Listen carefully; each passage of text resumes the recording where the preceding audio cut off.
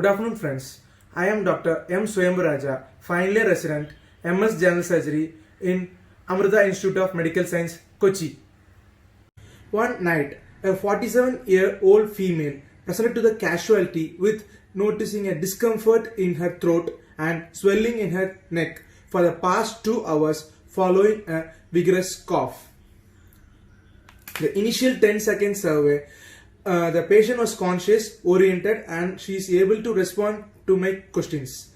There are no signs of respiratory distress, except noticing a swelling in front of the neck which varies in size with respiration. Coming to the primary survey, the airway is patent, no stridor, no hoarseness of voice, no grunting. She is breathing spontaneously with bilateral air entry equal, chest expansion is symmetrical, and the saturation is maintained at 97% to 98% with room air. Circulation, the heart rate was 88 per minute with the blood pressure maintained at 130/90. The GCS was 15/15. Coming to the secondary survey, the patient underwent total thyroidectomy 11 days back under our unit for multinodular goiter. Intraoperatively, witness noticed the trachea to be softened than the usual trachea, and she had a very uneventful postoperative period. She was apparently normal for the past 11 days after the surgery. Suddenly she developed a bout of vigorous cough around 8 p.m. in her house. Then she noticed a swelling in front of her neck associated with throat discomfort. There is no difficulty in breathing, there is no difficulty in phonation also. Head to toe examination. Neck, a clean, healthy surgical scar noted in the midline, probably the post-thyroidectomy scar. A swelling in front of the neck which varies in size with respiration. There is crepitus felt on examining the lateral aspect of the neck and also up to the mastoid process superiorly and inferiorly up to the supraclavicular fossa. Chest, bilateral air entry equal, chest expansion symmetrical, no evidence of respiratory distress. CVS S1 S2 plus, no murmur, per-abdomen soft, CNS, no focal neurological deficit.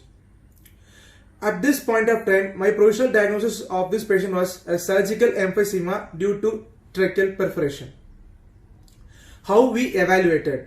In the presence of an emergency intubation tray and oxygen backup in the trolley, we immediately shifted the patient to the CT room for a cross-sectional imaging study. The CT neck and chest was done, which showed the suspicious defect in the tracheal wall at the level of C6, and there is emphysema also noted in the subcutaneous and intramuscular plane in the neck and upper chest. The patient underwent an emergency wound exploration immediately following the routine COVID protocols in this current scenario. We found a 5 mm rent between the second and third tracheal cartilage near the lateral aspect close to the tracheoesophageal groove. The rent was closed with the help of a strap muscles as a patch. The tracheostomy was also done. After tracheostomy, the patient was shifted to ICU and she had a near normal recovery. On postoperative day 5, the patient's Portex tube, which was initially inserted, was changed to a Jackson's metal tracheostomy tube and she was discharged the immediate day. She is currently under follow-up with us on OPD basis and she is being planned for decannulation after 6 weeks. Summarizing this case, a 47-year-old post-thyroidectomy patient with an uneventful postoperative period presented with a swelling in the neck with variation in size with respiration. On examination, she was found to have surgical emphysema of the neck without any signs of respiratory distress. Cross-sectional imaging also confirmed the same, with the suspicious rent in the trachea at the level of C6.